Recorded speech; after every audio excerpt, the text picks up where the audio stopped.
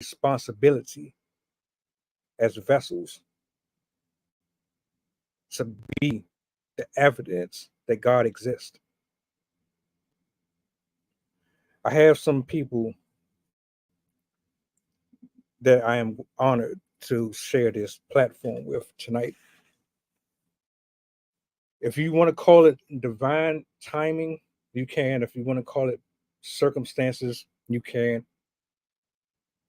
But I don't think anything happens without God being involved in it.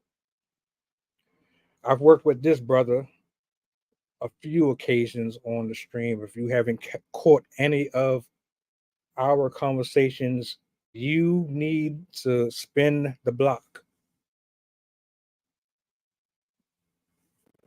Every single conversation that we've had from the moment he stepped on his platform has been nothing but gems being dropped, nothing but grown adults, transparent dialogue, a rarity in society. People do not know how to communicate and articulate their feelings or emotions. People are too in their feelings, too sensitive. But this brother, man, has been nothing but supportive, informative, humble. It's been an honor and privilege to work with him. I have a young lady. I don't know how she feels about being called young lady, but this young lady, man, we crossed paths on social media threads. The experience has been nothing but transformative, informative. It's put me in a position to where I'm way more grateful and way more appreciative of the tools that social media presents, because a lot of what we use can be used for evil and it can be used for good.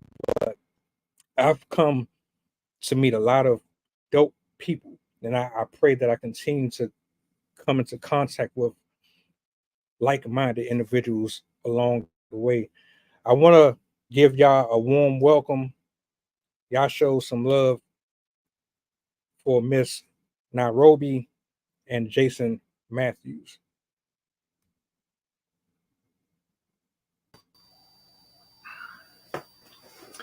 Thank you so much for that warm welcome, Marvin. This has been Melvin. Sorry, this is an excellent platform. I'm so glad to be here. It's good to see you back, brother. Thank you. Thank you for having me. I'm so excited to be here. It's been a long awaited.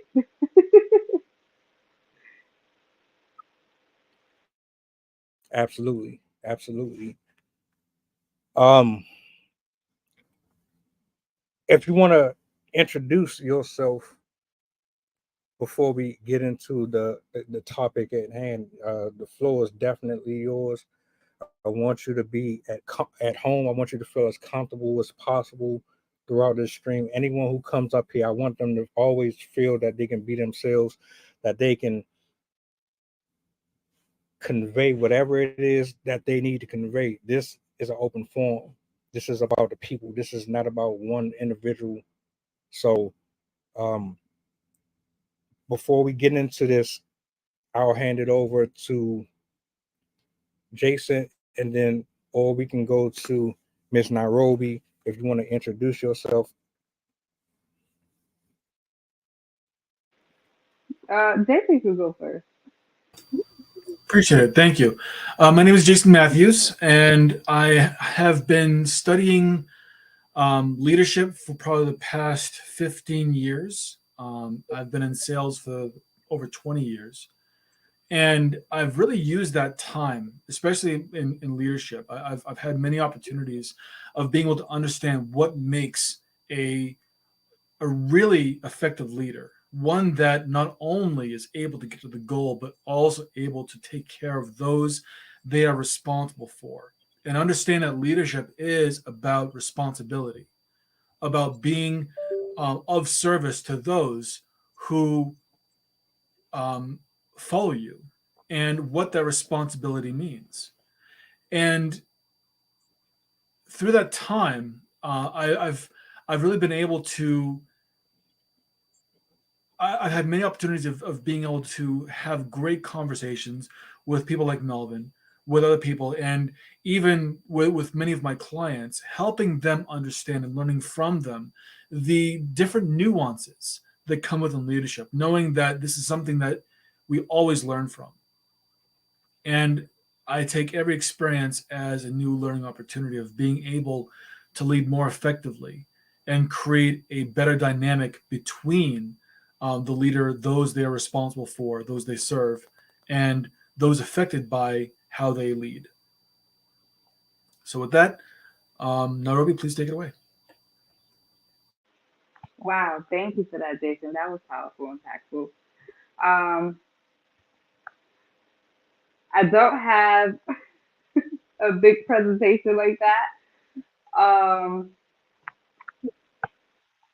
I'm Nairobi, by the way. I'm a single mother of four. I'm a poet, a writer, content creator, but more so a mother, any and every day.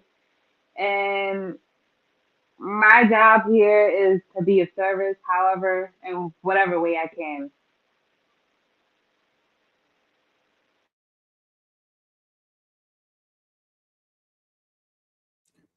Well, we welcome you with open arms, and I thank you again for taking time out of your day to contribute to this conversation, as I do, Jason, as well. Anytime that I open this laptop, I get in front of this computer and I decide that I want to discuss anything, I always reflect on what's going on currently in my life, my family's life, my neighborhood, the state of social media. And I ask myself, what is it that we can actually discuss that's going to be of some service, not only to the general public, but to ourselves as well?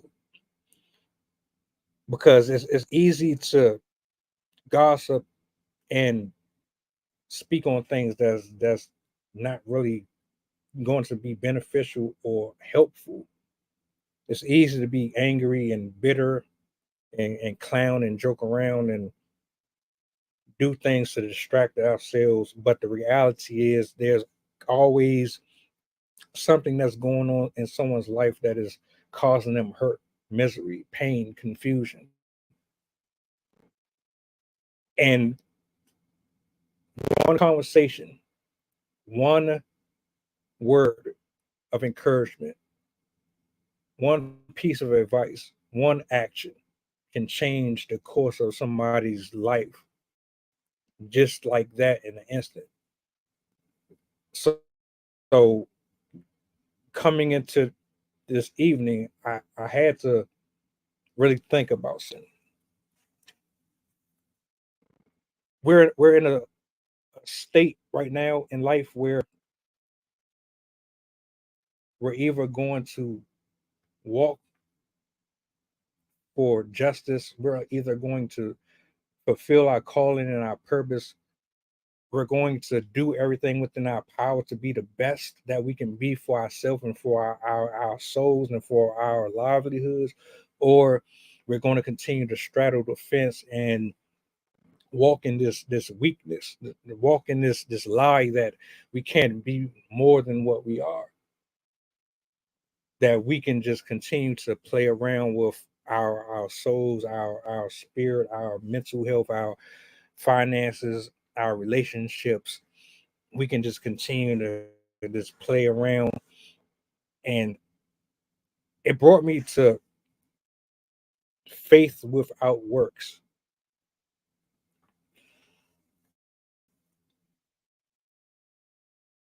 this one has plagued me for a long time because I do have, and I know the word, and this isn't just about necessarily the word itself.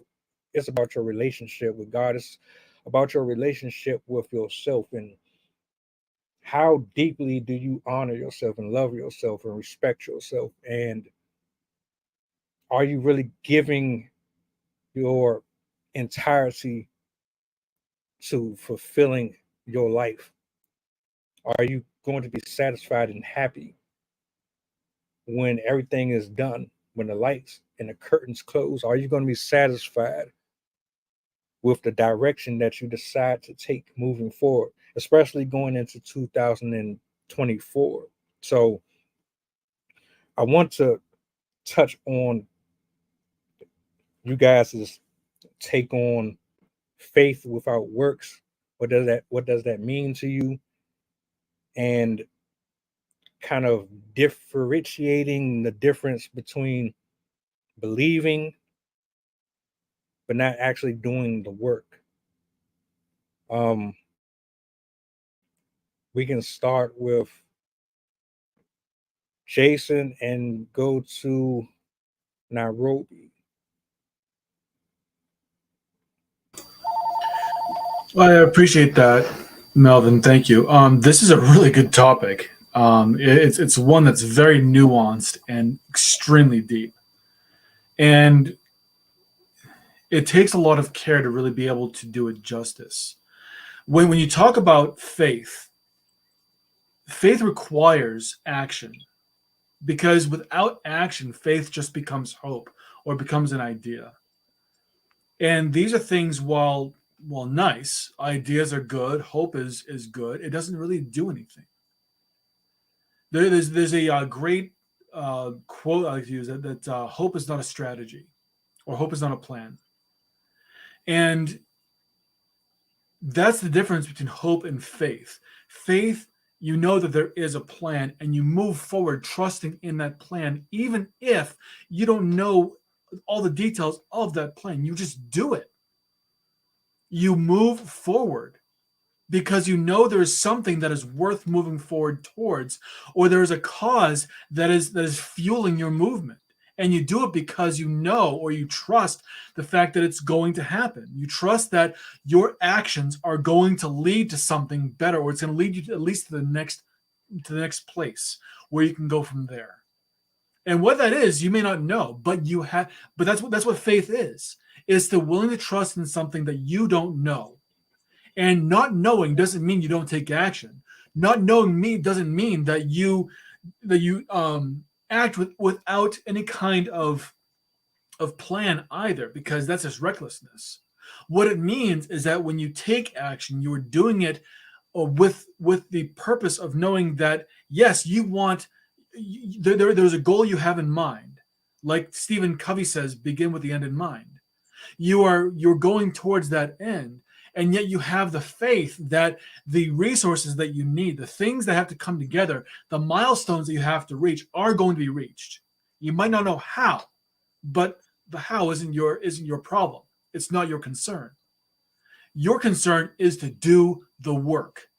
It's to achieve what you're supposed to achieve in order to get to that next place that lets you know that you are on your way. And as long as you keep doing that, you have honored that faith. The moment you hesitate, the moment you stop doing what you're supposed to be doing, the moment that you decide that you have to know what it all means, and you have to know how it's going to take place, and you just have to know before you decide to do anything, you've lost the faith. And now all you're doing is you're acting from a place of self serving behavior. You are acting in order to gain control. And as probably all of us know, control is nothing more than an illusion. There really is no control. Only things you can control are your behavior, your actions, your decisions. And that's it. If you try to control anything else, you're done for. You are not acting in a way that is honoring you or honoring the goal that you have. You are not acting with the end in mind. You are acting with your own self serving desires in mind. So if you're going to act with faith, trust in the process. Trust that what's going to happen is going to happen. Be willing to put one foot in front of the other, regardless of whether you know what's going to happen or not.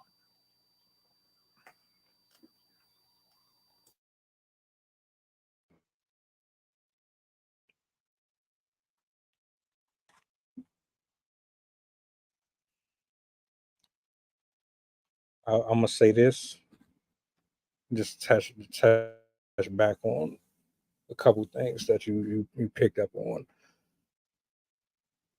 I think the thing that we need to identify here is that when we speak about faith and works, my my definition of it is believing in something that you can't tangibly touch. It's not physically within your grasp. It's a belief in something that has yet to be seen by anyone. No one can identify or put any statistical evidence to it. It's a blind trust that whatever it is that's happening around you, whether it's perilous or it is a threat to you in any type of way, you believe that you're going to get through it.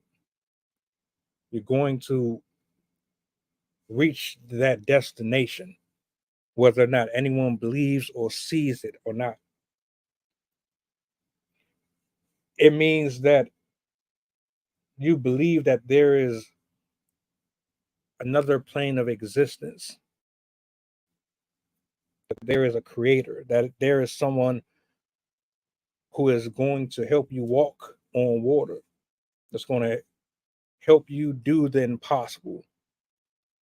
We as humans, we look at everything from a aesthetic, and based on seeing the flesh and seeing all of these physical evidences that life is real and it exists, we base our trust and our hope on the car saving us, or our boyfriends or our girlfriends or our best friends or our mothers and fathers. We put our faith in materialistic things to remove the burdens and the hardships and the trials and the heaviness on our hearts and our spirits. We trust in these things to give us that satisfaction.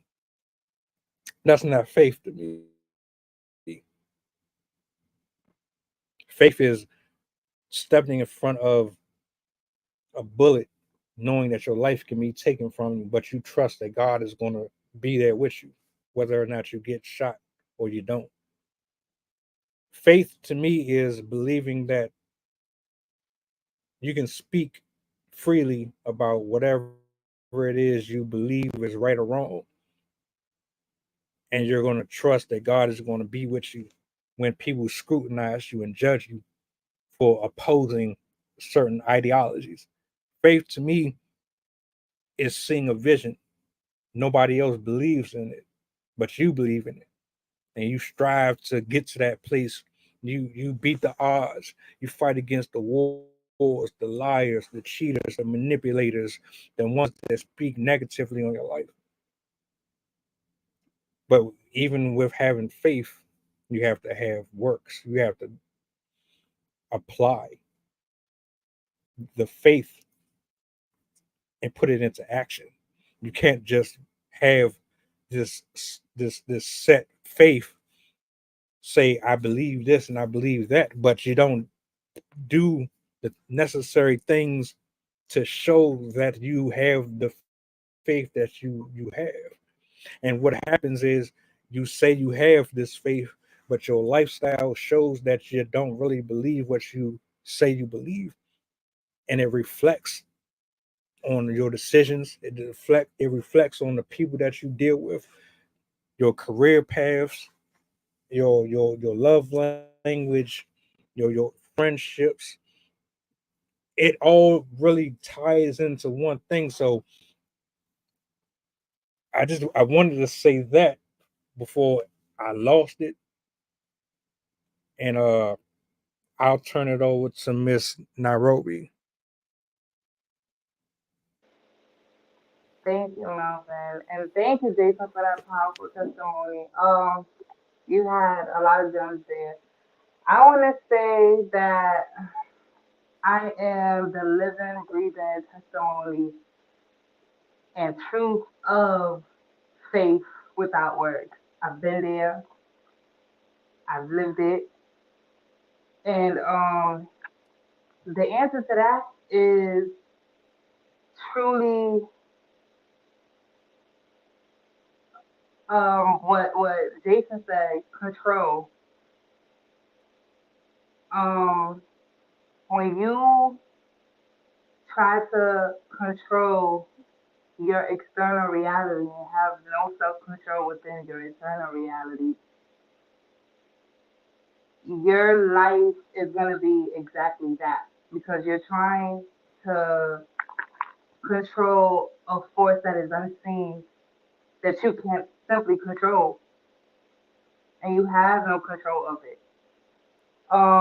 With that being said, it goes hand in hand with you may have knowledge, but if you don't apply it and you don't practice what you preach, you have nothing. You're just basically a walking abomination. Um, I also want to add to that is you can't be afraid of the unknown. You cannot be afraid of the unknown because you're so stuck and used to of the same thing and being stuck and stagnant in the same repetitive cycles because that's what you're used to and that's where you're comfortable in. There's no faith in that. There's no courage in that. You have to wanna get yourself out of that, how you say that, out of that energy and put yourself in a place of discipline and put yourself in a place of obedience and put yourself in a place to surrender to the unknown, surrender to that higher power, to the source,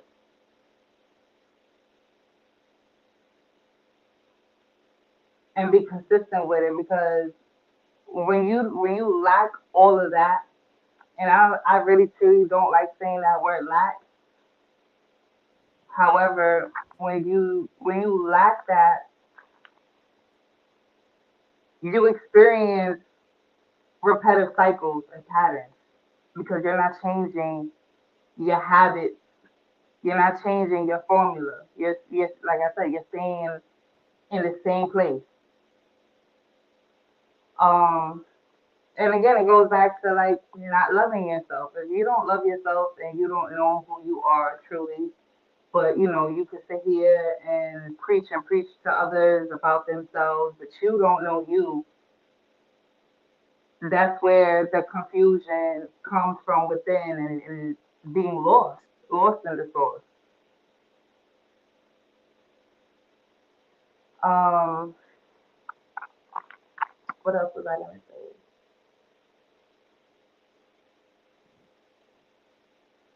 I think, well, not think. I truly believe that if you don't, it's not only if you don't believe in yourself, if you don't believe in a higher power to begin with, there is no faith. You have no faith. You cannot, you cannot lead into that faith or walk into that faith if there's nothing for you to believe in.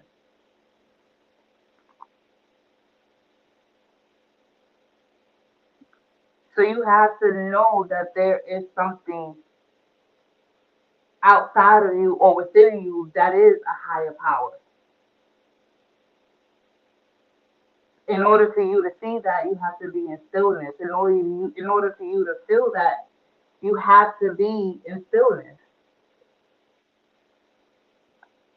Because without stillness and you're trying to control your external, you can't hear it. You can't feel it.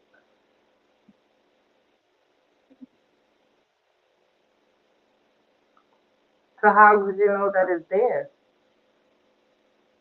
This is why we have a lot of souls lost walking amongst us, like because there's no belief to themselves yet to something higher to them. That's all I have to say. Thank you.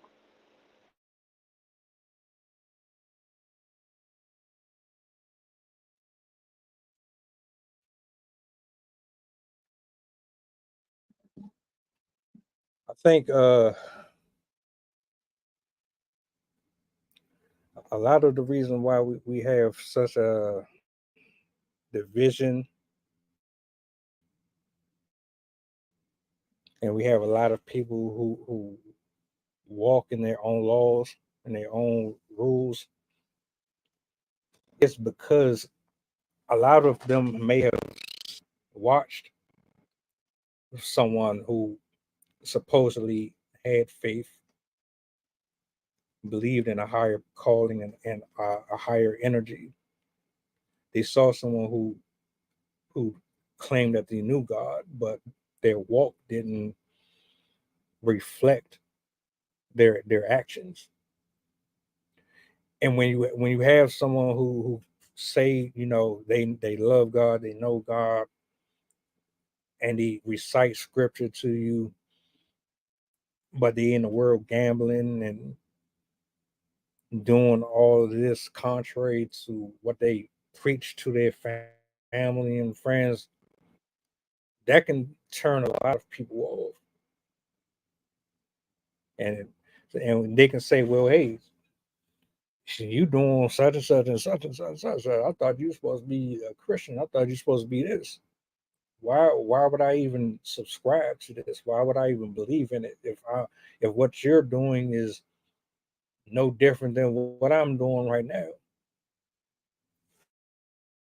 Or you can flip the script and say, well, all of these people are getting murdered and touched by grown adults, and people are going to prison for crimes they didn't commit. Where is God there? Where's the faith there? Where's all of these spiritual examples being shown here? So why would I even buy into this? A lot of it comes from us not really doing what we're supposed to be doing, being contradictory. We say one thing and then we move completely different. I could sit here and say I know God, I love God, I hallelujah, and all this and all that until I get tested, until I get temptation thrown at me, or there's some dangerous going on out in the street. And what's the initial reaction for a lot of people? They pull out their camera and start recording, or they turn their head to it. You see somebody committing a crime, you don't say nothing. You turn your back to it. You're going about your business because it ain't got nothing to do with you. So why would I be bothered with it? Like I'll look at social media and I see these Facebook videos where people are recording fights and recording all of these different monstrosities for content, and I'm just like, I can understand why nobody really has faith in this world. Why everybody is kind of out for themselves. I can see why people don't believe in love, don't believe in and peace don't believe that anything's going to be better than what their conditions are. I can see that.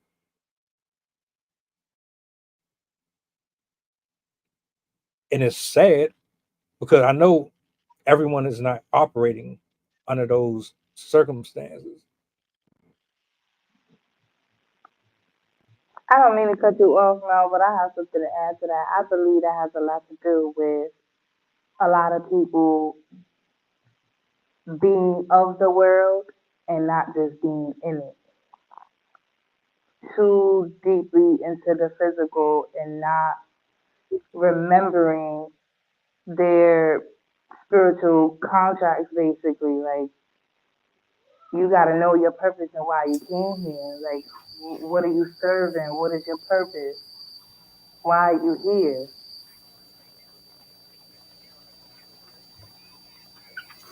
One thing I want to add to that is when Mahatma Gandhi was in the throes of the British occupation, he made sure that the resistance that he gave was nonviolent, and the reason why was because he made sure that everyone knew. This is actually a really great quote from him. He said, "Be the change you want to see in the world." And what he meant by that was don't wait for someone else to create something you're waiting for, that you want to happen. If you expect the outside world to cater to your ambitions or cater to your desires, you're going to be disappointed because your desires, your ambitions can only come from you. And I'm sure that many people will take that how they want it. But here's the thing when it comes to faith. In order for you to in order for you to create the kind of idea that you want to have in the world, you have to believe that it's possible. And that's all that's required. Faith is knowing that it's possible. And that's it. Not even probable, just possible. And that's a huge gamut of things. Just about anything is possible. Is it probable? Well, depends on your mindset. But is it possible?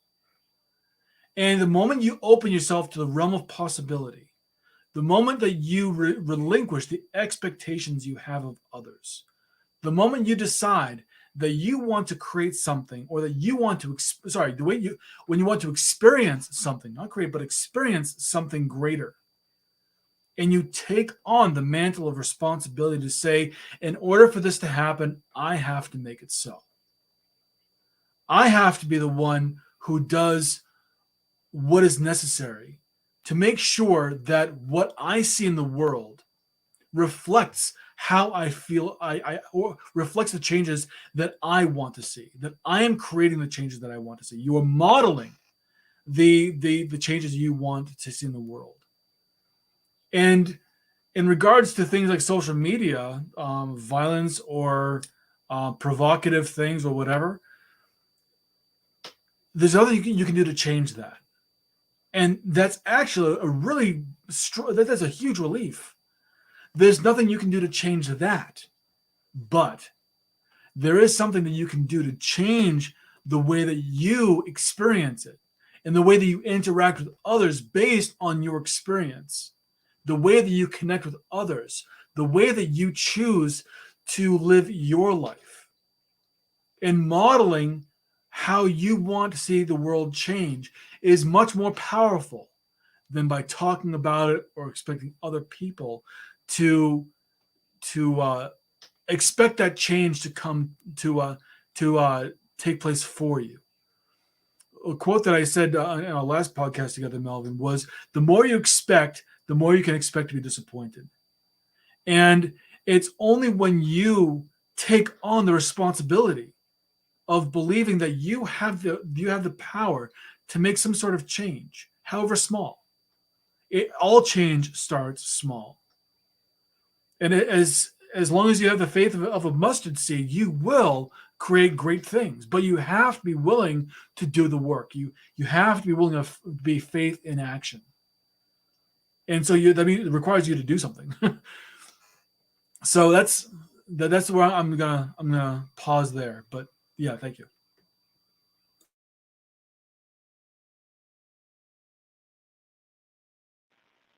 That was a good one, Jason. I want to add to that.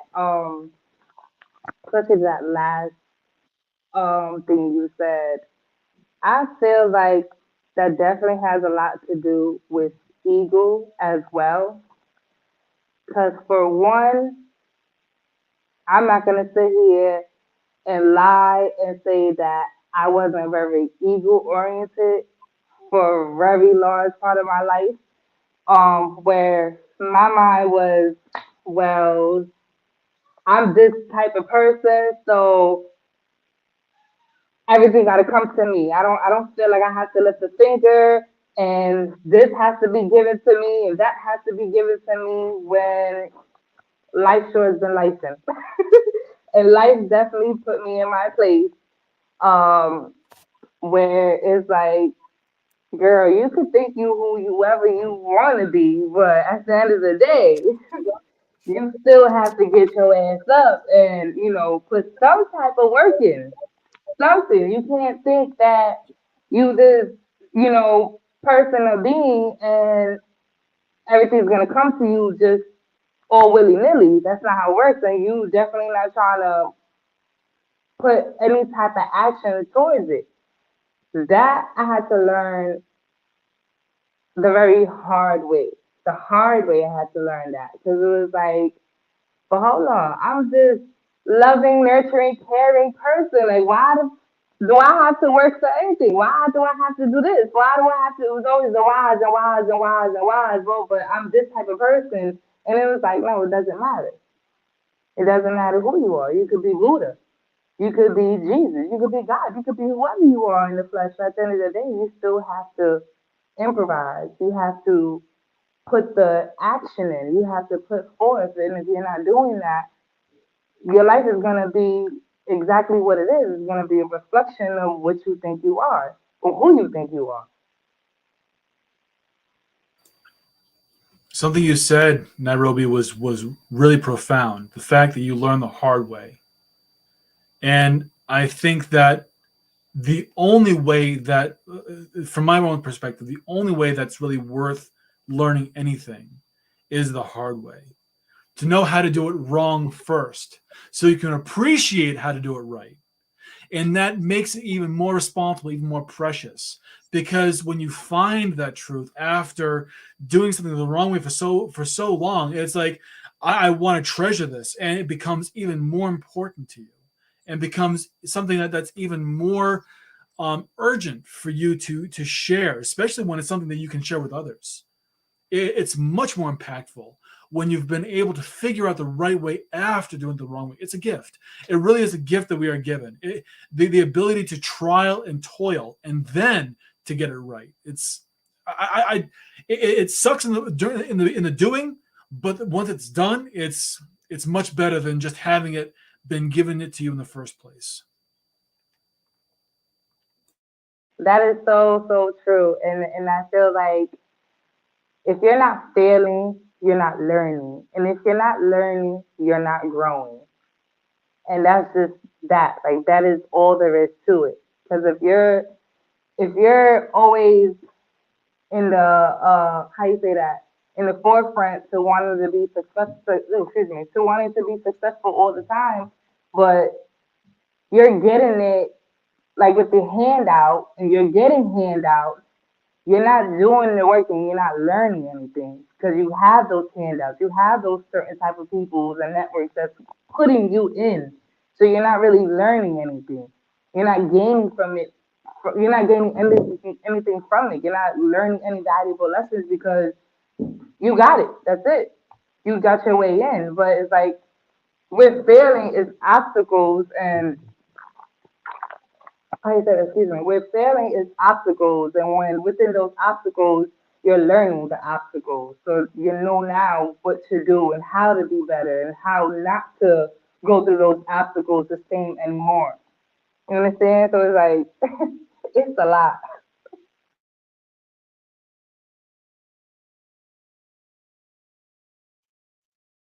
I want to add something here because here's my thing, right? They say a hard head makes a soft rear, but I'd argue that imagine for a second if your heightened senses were at its fullest capacity.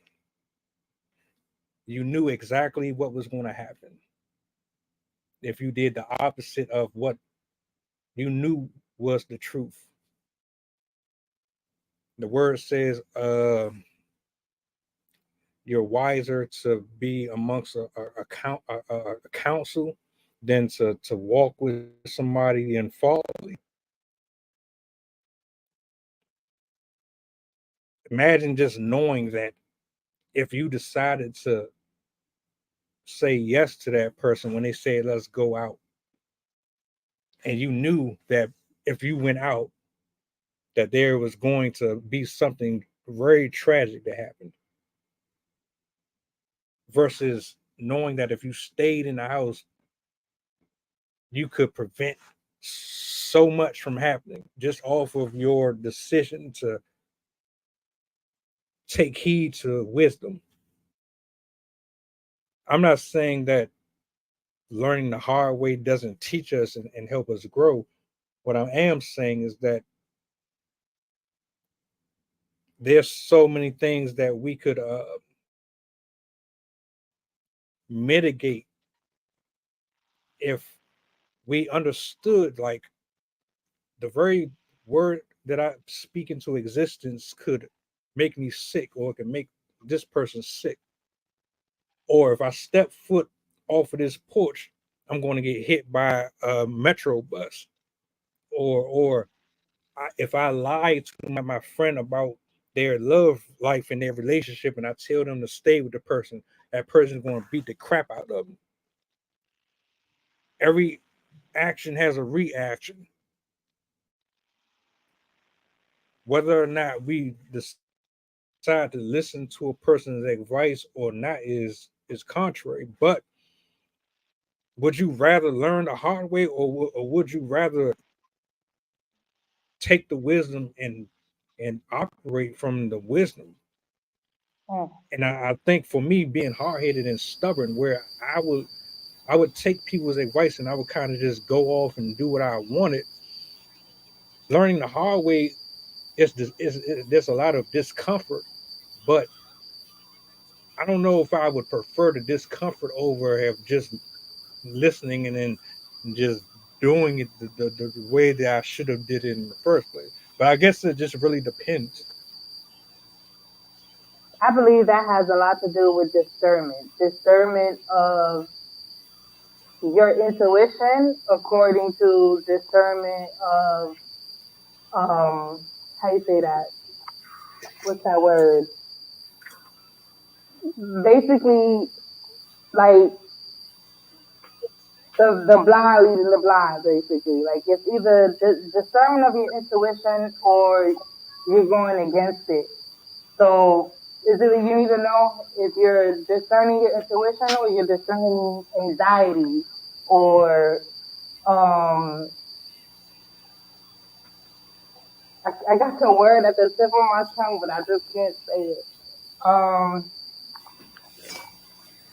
but yeah, so it's like you have to discern your intuition. You have to discern yourself. You have to discern when you get in, a divine message like from God or whatever, the universe, your angels, whatever. They're trying to show you or tell you like, no, don't do this because something's gonna happen or whatever. But you being stubborn and you like, no, I want to go out and learn anyway. I want to see it for myself anyway. You understand? So it's like you discerning yourself in between God. Like you're discerning whether or not you want to listen to self or you want to listen to God, basically. Um, Nairobi, are you trying to define or trying to give an example between intuition and inspiration? Thank you. That's right. It's not even inspiration. I like when you get um how you say that? What's the word? So like you know when you have an intuitive feeling according to when you think you have an intuitive feeling, but it's more so like the jitters and things like that. Like An epiphany. no, Lord, it's like the word is there. Oh my God. Jesus. All right, so basically, like you have, like I said before, it's like anxiety. It's not intuition. It's like more so like anxiety. Like you're questioning yourself whether is you feeling what you're feeling intuitively according to um you doubting what you're feeling and how you say that reflecting on what you're feeling basically. Hmm. I think I know what you're trying to say. And one thing that I would say to that is in regards to why I like to call it exploring rather than just getting it wrong, because what we are really doing is we are figuring out what's possible. We are living in the realm of possibility. And in the realm of possibility, anything is possible, success as well as failure, or what we perceive as failure. But Right. there's really no such thing as failure. It's all feedback. It's all lessons. And the Exactly. point is for us to not see ourselves as victims, but to see ourselves as students. Mm, And when you see yourself as a student, you understand that you are always learning. Everything that you experience is a learning opportunity. And that learning opportunity is going to better your position. It's going to increase your awareness of what to do next time. In the military, I served 10 years in the Army. And one thing that we talk about is something called an AAR, an after action review. And this basically denotes the fact that you are going to fail, you're going to screw it up, and you're going to make a mess of it in some way. And that's okay. Because the point isn't to get it right. The point is to know what you learned. Getting it right, of course, is great. If you can get it right the first time, then it's probably not your first time. Or you got really lucky. But for the most part, when you do something, the question becomes, okay, what was the mission? What was it you were supposed to do? What actually happened? So what are the things we can learn from? And what are the things that how can we do better from the things that we actually fell short with? That we missed the mark. And with the things that we did very well, how can we continue to do that well or better? And so it's always making sure that no matter what you experience in life, every experience it comes with an after action review if you choose to use it. If you choose to look back at your situation and say, what did I learn from this? What could I improve on? How can I make things even better? How can I learn from the things that I felt like I missed the mark on?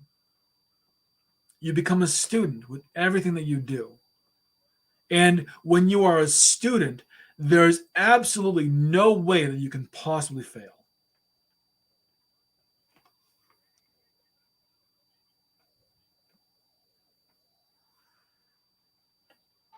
that is very true. Very, very true. Do you think it's possible to be a student and not have faith? Let's say you have someone who is a role model and that's guiding you, but you still have all of this outside worldly stuff around you. Do you think that given the circumstances you can still be stubborn and be rebellious and still cling to this idea that even with you being all of these different things and completely disassociating yourself with reality and fiction, that you can have faith still, because here's my thing.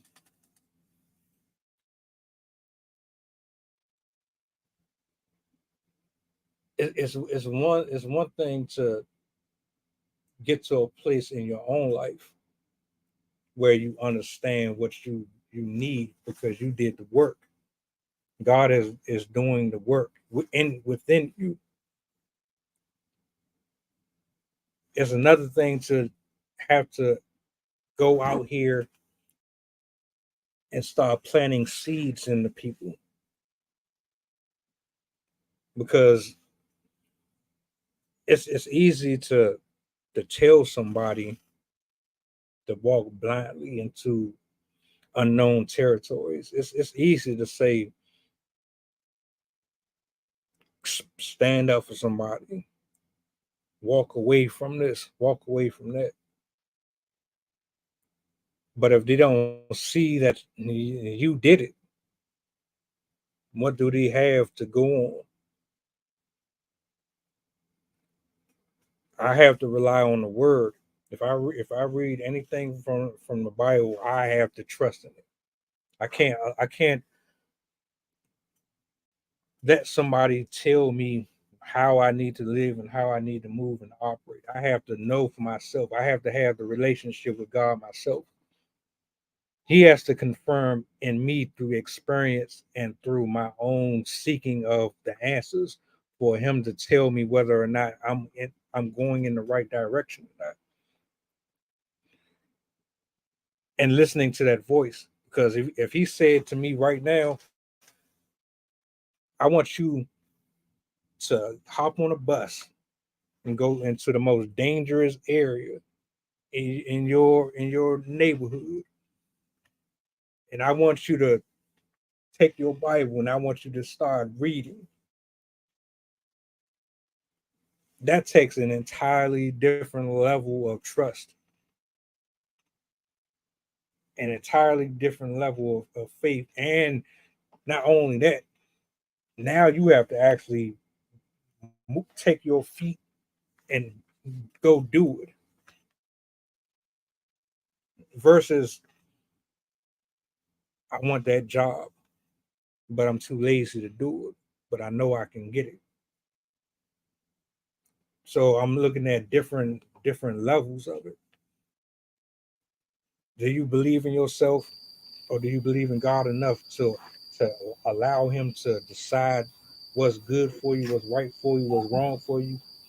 Do you trust in him enough to lead you into certain areas that you might not be comfortable in? Do you trust in him enough to let him use you to speak the words that he wants to be spoken?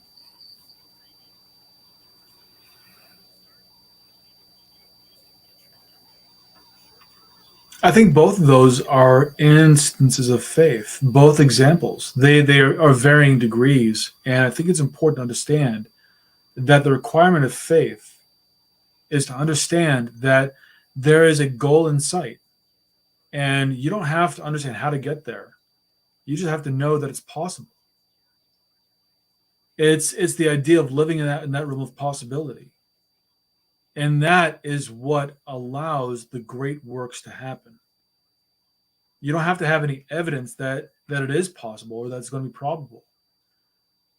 But as long as you believe that it is, that belief has tremendous power. It's been proven even in modern times to have immense power just in the belief that something is possible.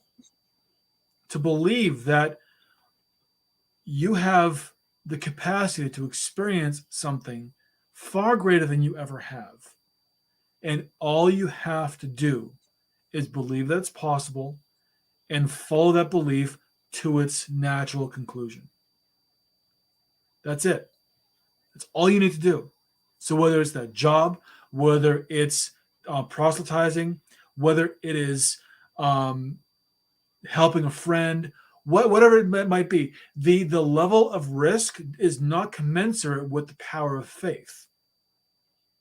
It is just the fact that you have to know that something is possible, and you have to be willing to follow that possibility to its natural conclusion, regardless of whether there's evidence there or not.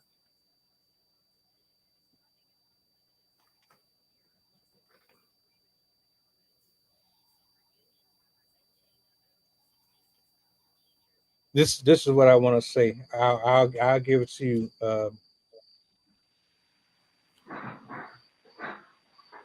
My last thoughts on this. I'm a I'm a living testimony that God is real, that the impossible is possible. Because I spent my entire life believing in things that no one else thought could be reachable or obtainable for myself.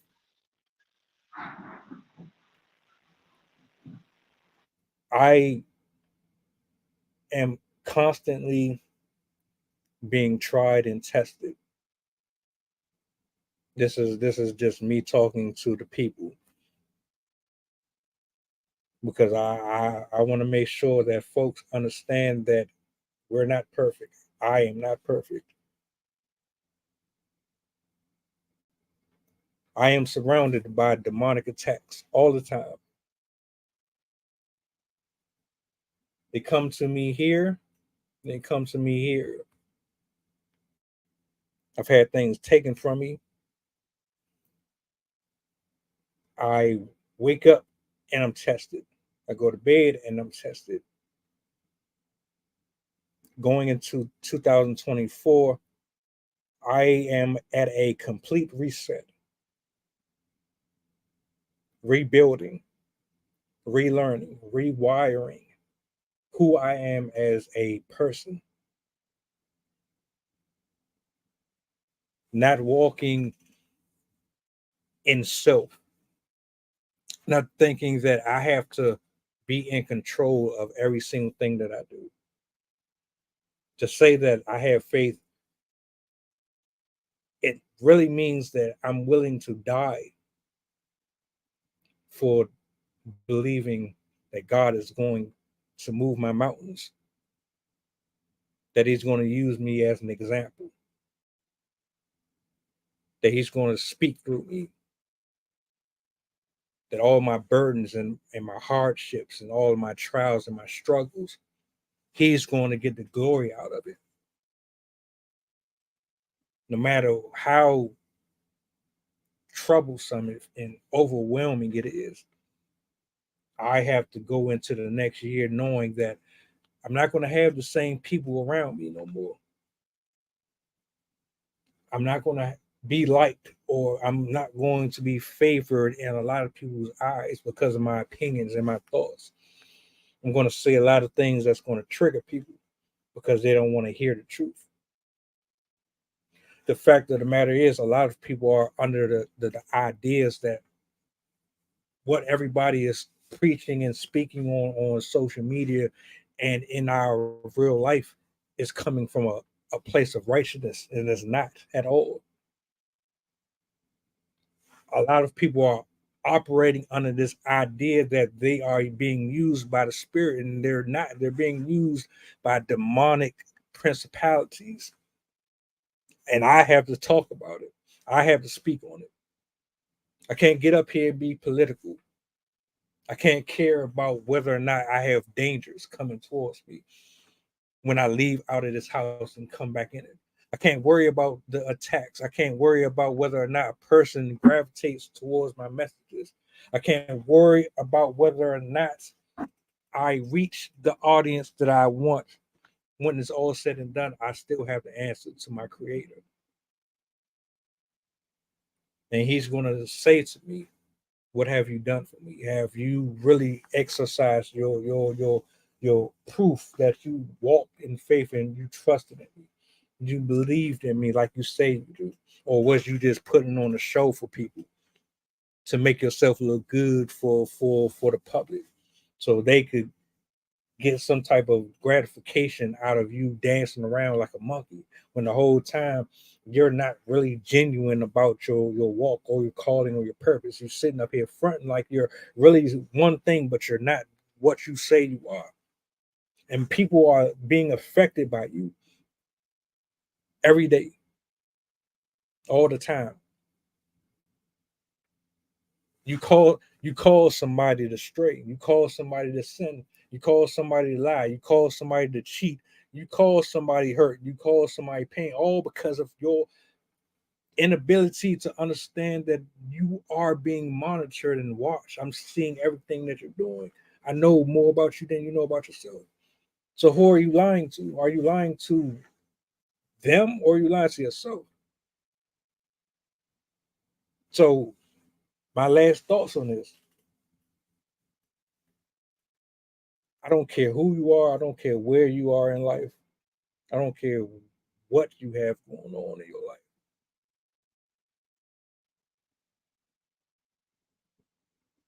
You need to reevaluate and unlearn some habits.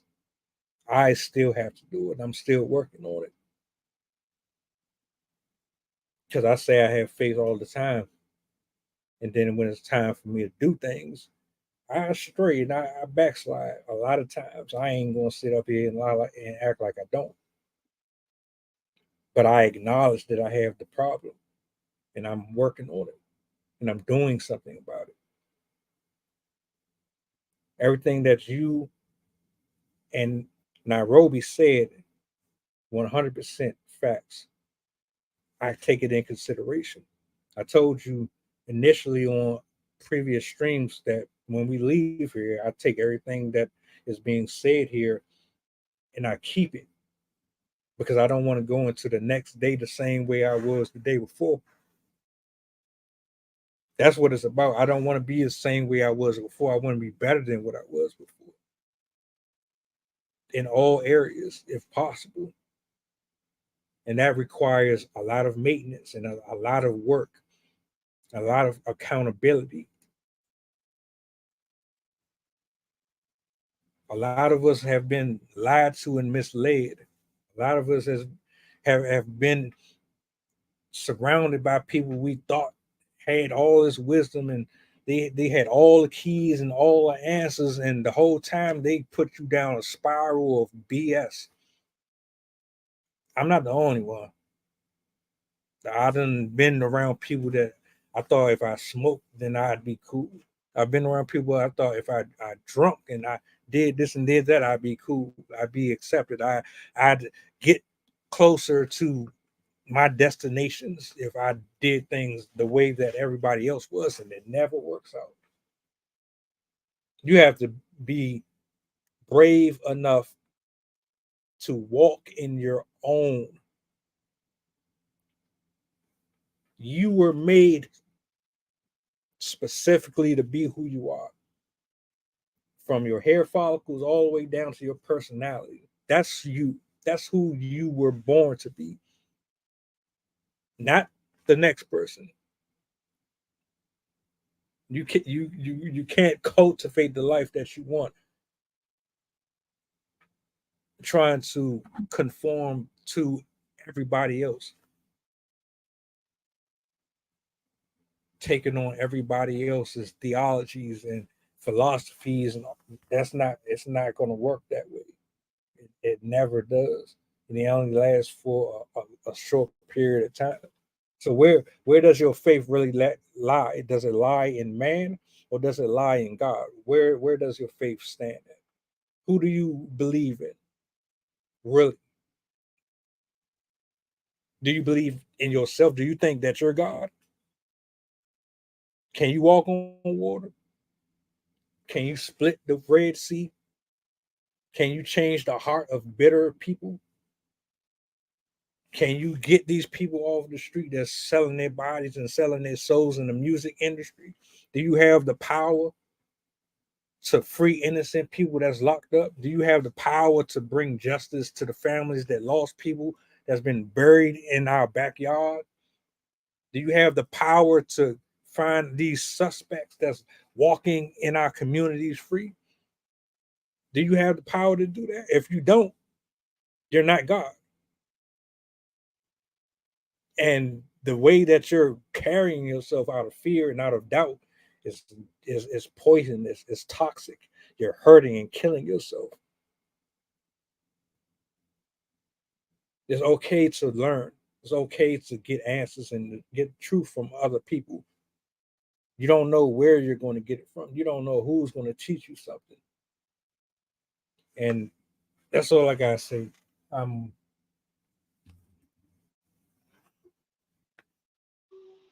Each one definitely teach one, and each one definitely reaches one.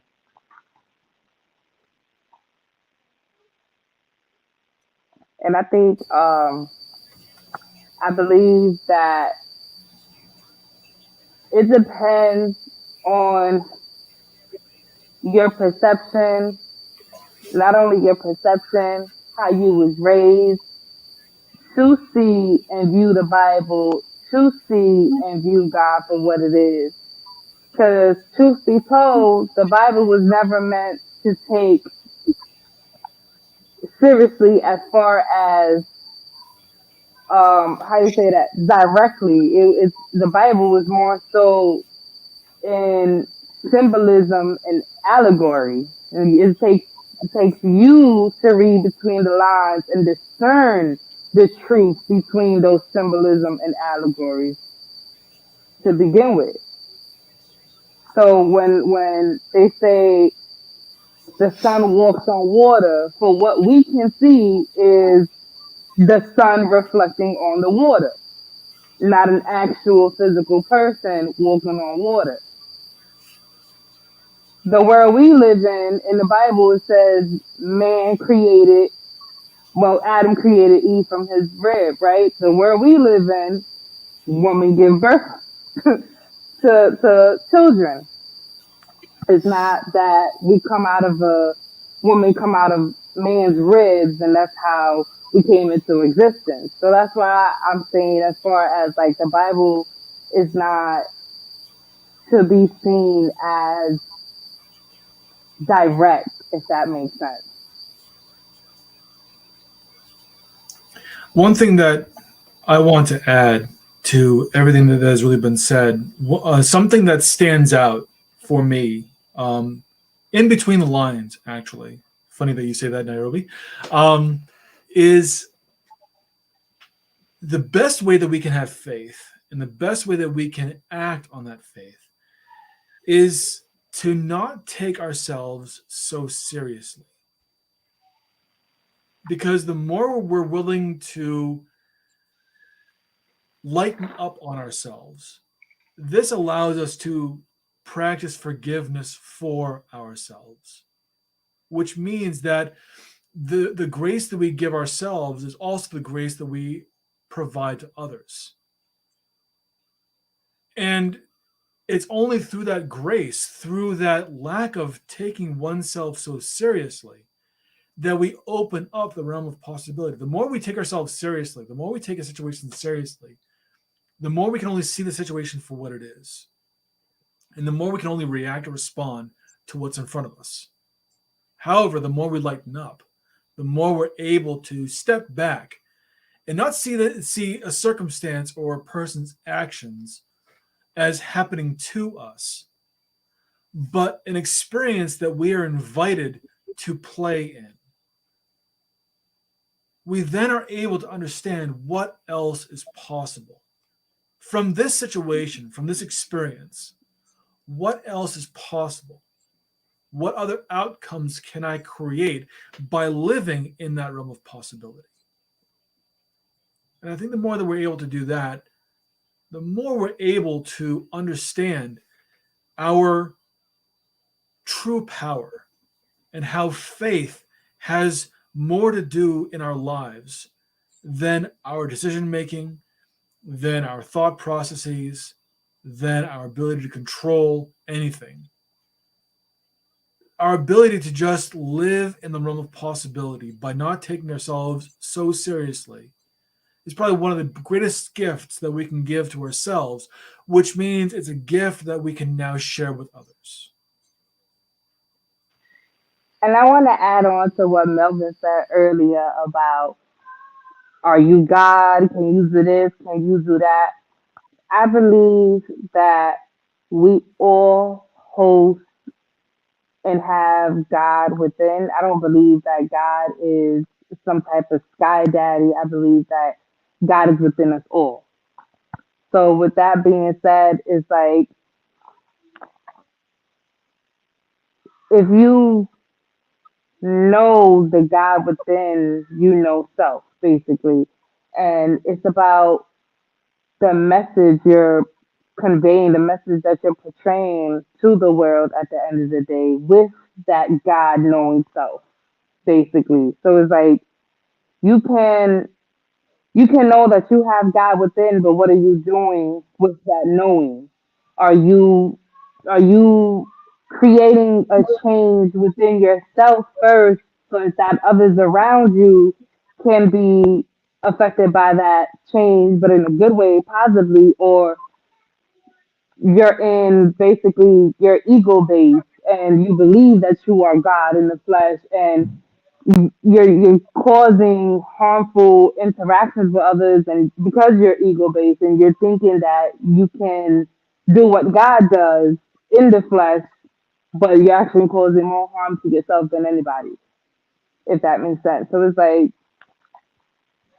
I don't know, like I said, it depends on people's perceptions of belief and their mentality, their mind state, because that's really what matters, is the mentality, the mind state of one, individual collectively at the end of the day. Give me one.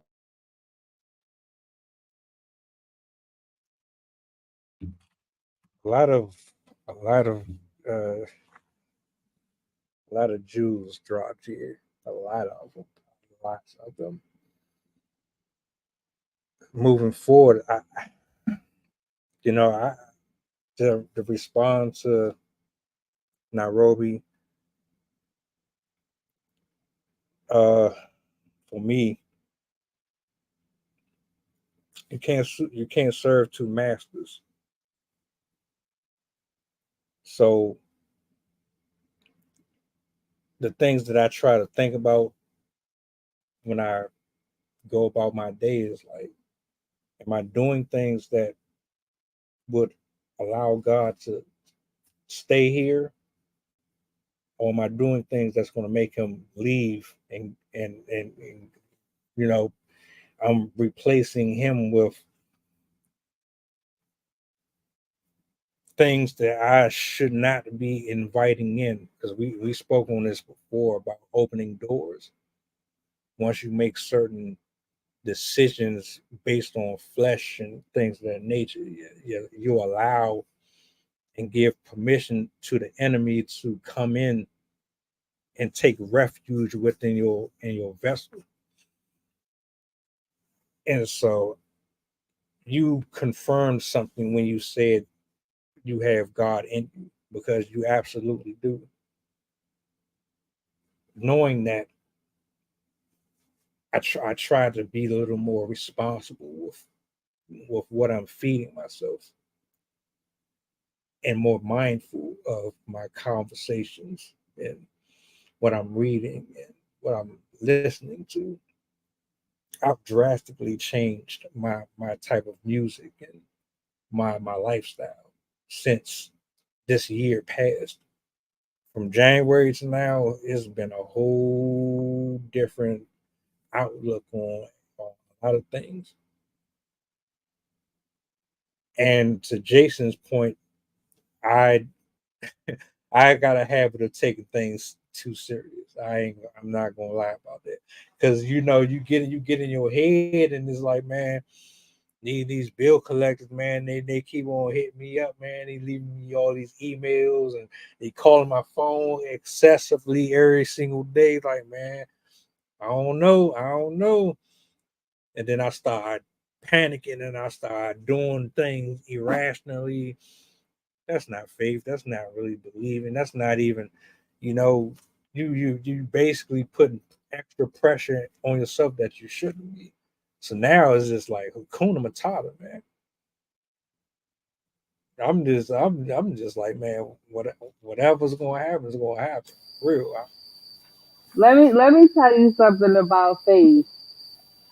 I exactly what you're saying. Like when the outside world and the external world gets to life and you're in the middle between okay, I trust do I trust you or do I take how you say that? Do I take matters upon my own hands to control what's going on right now? Or do I leave it all up to you for you to control it and you to have it? That's where my faith will lie in. Let me tell you something about that. This year, 2023, has been, like you said, test after test after test after test. I done went through eviction. It come to find out the eviction was lifted same day. I didn't have to go, nowhere. I didn't have to figure out where to go with no type of savings, no nothing, nothing. Mind you, just with my kids.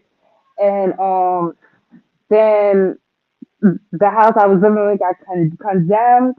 Had nowhere to go, no nothing, and I'm walking by faith. I'm not worrying about nothing. I'm not worried about nothing. I'm just leaving it all to God. Like I know you got me because I've been in. This is where I'm at with it. I know you got me because I've been in so many things that I tried to put my control into, and you just every step of the way showed me and showed me and showed me and showed me like, look, you ain't got nothing to worry about. What do you be worried about? What are you crying about? What are you worried about? Like, you're good. You're protected. You're good. You're safe. Everything is okay. And if things start falling down, it's because it's meant to fall down.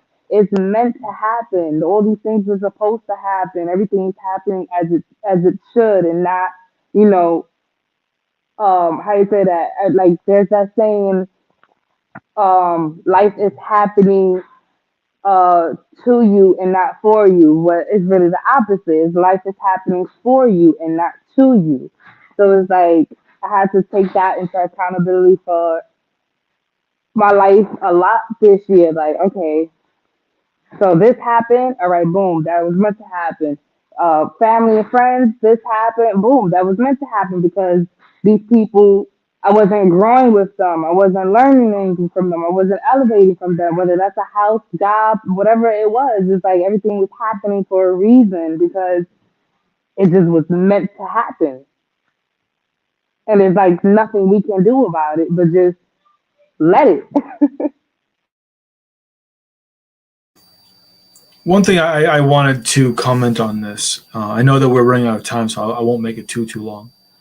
But one thing that comes to mind when Melvin was speaking, and as you were commenting also, Nairobi, is two things. First off, is when we feel like we're in a situation of being stuck, and we feel like the walls are closing in. We feel like we are trapped. This is the best time to ask the question of what else is possible. What can I do to affect the situation for a positive outcome? What am I capable of? It becomes the most powerful statement that can happen because it negates the fact that you are trapped, and because it provides avenues, it provides I'm options. sorry, Jason. I'm going to cut you off. I like to use it negates the fact that you believe that you are limited when you are in fact not limited. That too, yes. So that's the first thing. The second thing actually feeds into the first. The most powerful, our most powerful experiences do not come from us acting alone.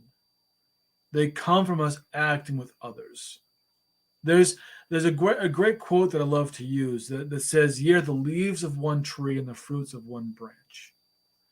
If you think of humanity as being the whole of humanity, the construct of humanity being that of a mighty tree, and each one of us individually are nothing more than the leaves and fruits of that tree. By believing that you are connected to something greater than yourself, believing that there is something that connects you with others and allows you to enjoy that connection by reaching out and interacting with them in a way that creates possibility. There is no way that you can be trapped. And possibility really happens best with others, because when you are just alone, you are very limited in the possibilities that you can have. But combined with the efforts of others, combined with the motivation and the creative power of others, there isn't anything that isn't possible. And it's again living in that realm of possibility that there is a solution. It is all a matter of finding it. It is all a matter of making it happen.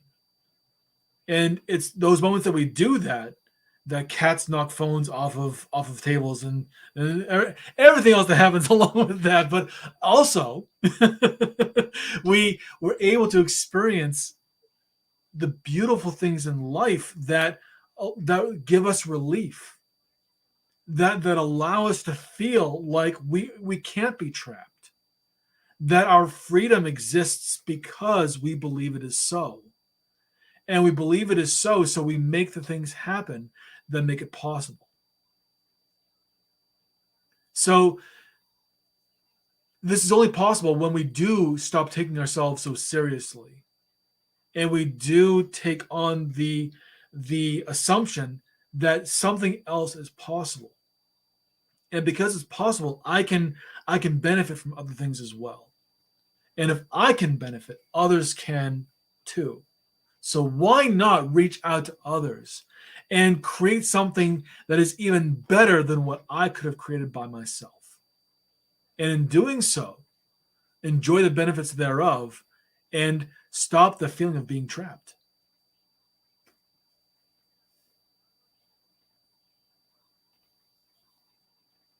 You're on mute, my friend.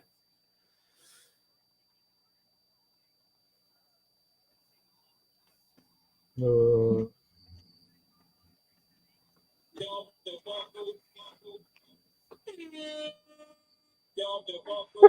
Yes,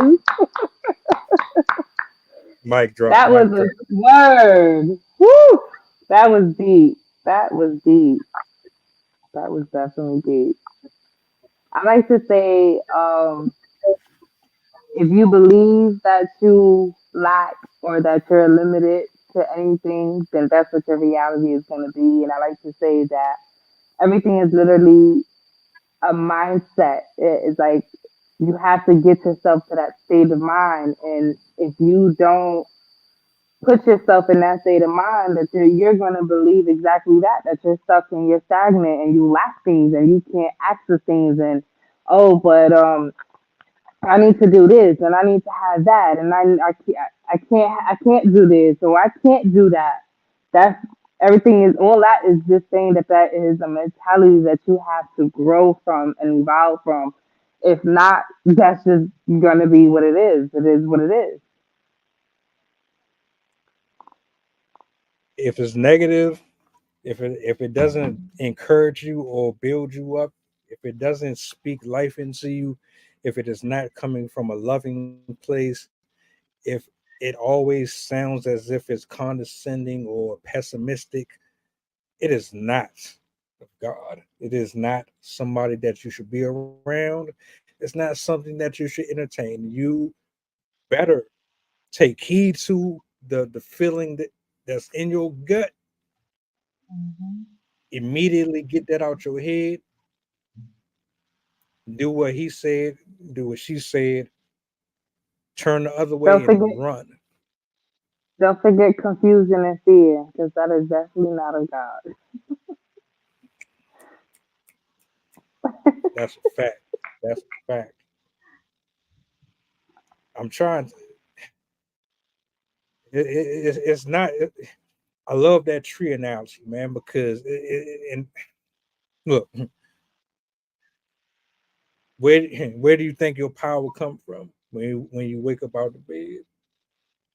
Hmm. Who? How do you just get up? How do you get the strength to move and walk and breathe? That right there alone fascinates me all the time. Like, dang, how am I actually pumping air in and out of my lungs for X amount of years? My birthday's coming up right around the corner. How was I able to pump air for that long? How is my heart able to continue to beat for so many years? I'm not recharging my battery. I'm not plugged in like a Tesla. I can't go to the gas station and refuel on air. So you're getting some, you're getting power and you're getting strength and energy from somewhere. Even just knowing that, you should be happy and celebrate that, because the possibilities, like he said, are endless. When you start to change the way you think about things, tomorrow can be the greatest day of your life. It could be the greatest comeback. It could be the greatest find, the greatest discovery that you could have ever imagined. All it takes is you changing your thinking process and starting to feed yourself the contrary of what you've been conditioned to. All it takes. Dr. Wayne Dyer, who was a motivational speaker and spiritual coach, said that when you change the way you look at things, the things you look at change. And it's the process of seeing a different angle, the process of seeing things differently. What else is possible? It's all about possibility. What else is possible? Keep that in It your is mind. more so. Sorry about that. It is more so being tired of your own bullshit as well. Like, you gotta be able to be accountable, aware of yourself and the habits that you indulge in, the things that you indulge in, everything around you that you indulge in. And if it's not required in growth and elevation, then you are the problem of your demise and your reality. Very true. And it comes down to the question of how much are you willing to take? How much pain are you willing to endure before you consider the fact that things can be different? How often are you going to, or how much longer are you going to take yourself seriously before you wake up to the possibility that everything is possible?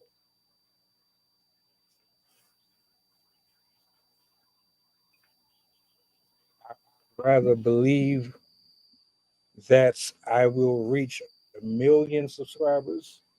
I would rather believe that God is going to illuminate through my every pore. I would rather believe that I will meet hundreds, if not thousands, of people on this quest, having these conversations, making these organizations, creating these safe spaces. I would rather believe that we heal people, that we are a tool for the creator to show that he exists.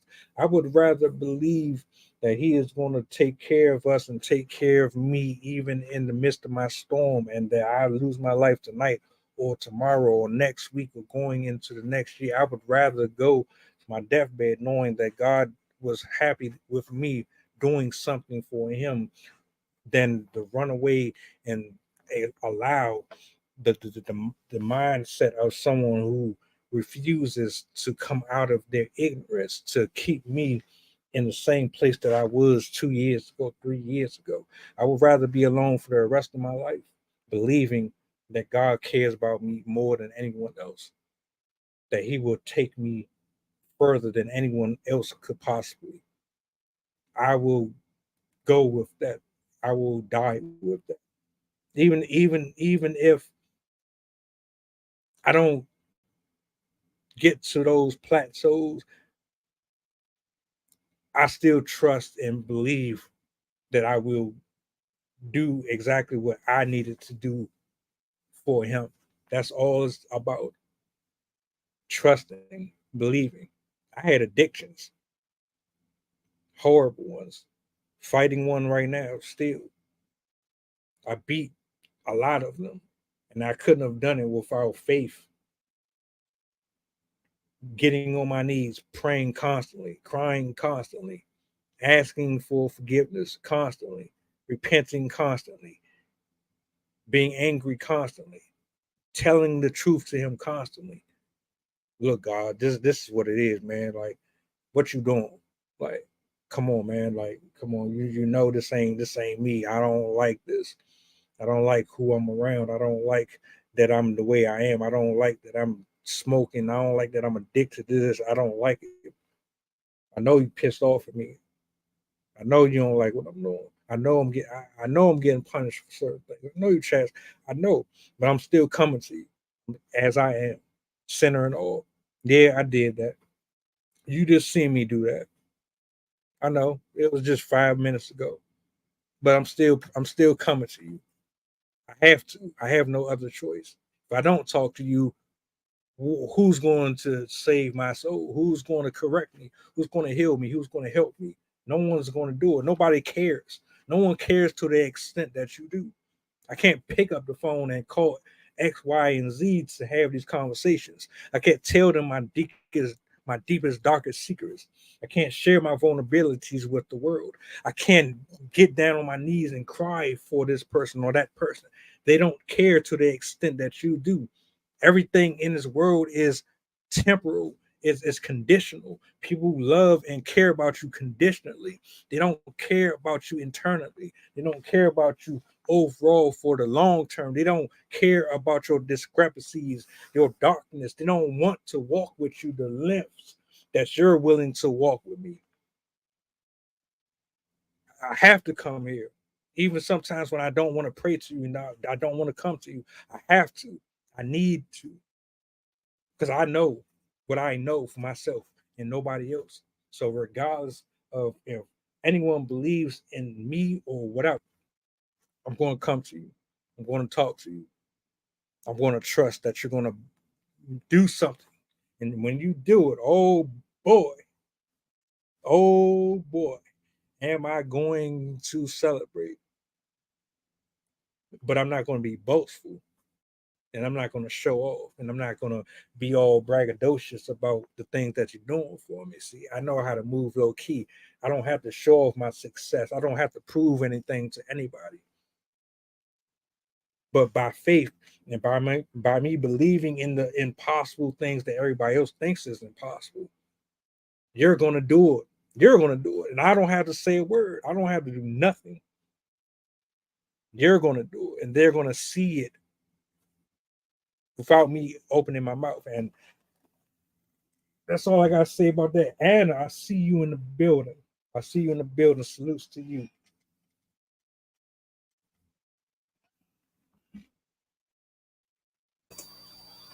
I do have to get going. My wife is letting me know that dinner is ready. So, as always, this has been an amazing conversation. It was wonderful meeting you as well, and being able to uh, share this space with you and Melvin. And I really enjoyed this. I hope to see you again. Yes, thank you, Jason. I'll see you soon, hopefully. It was nice meeting you too, and I love this topic of conversation. We definitely delve deep and touch up a lot of good key points and factors. Thank you. And thank you for your shares as well. It helped me to come up with more things to be able to talk about. So you were definitely an inspiring force. I really appreciate that. Oh, And Melvin, thank as you. always, Same to you. absolutely. And Melvin, as always, thank you so much for having me on. I'm looking forward to seeing you on Thursday. You do great work. Same, my brother. Same. Thank you both for pulling up, for showing out and showing love, man. Y'all enjoy the rest of your night. Catch up with you Thursday, brother. Miss Nairobi. We'll get into contact. You know what I'm saying? Shout out to the chat. And yeah, man, we gonna head on out. If y'all ain't got nothing else to say before we leave out, man, y'all have a blessed night. I ask God to keep you all covered, to keep you covered throughout your night, to bind up anything that is demonic and satanic that is not of Him inside of you or around you.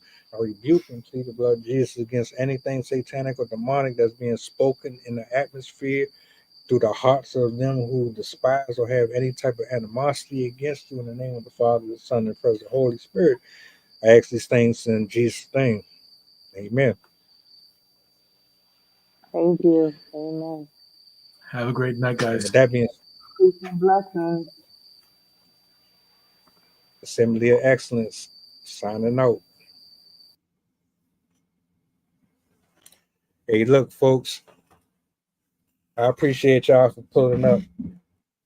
Jason gonna be coming through on Thursday, but I'm going to be covering a story. I don't know if I'm going to do it tomorrow or Friday, but this one is going to be a very touchy one. I really, really, really want to get some eyes on the story that I'm going to be covering because someone sent this to me this morning and I watched it and it just screwed with my head so bad. It was very depressing and sad, and it was an emotional video in itself. Just be on the lookout for that.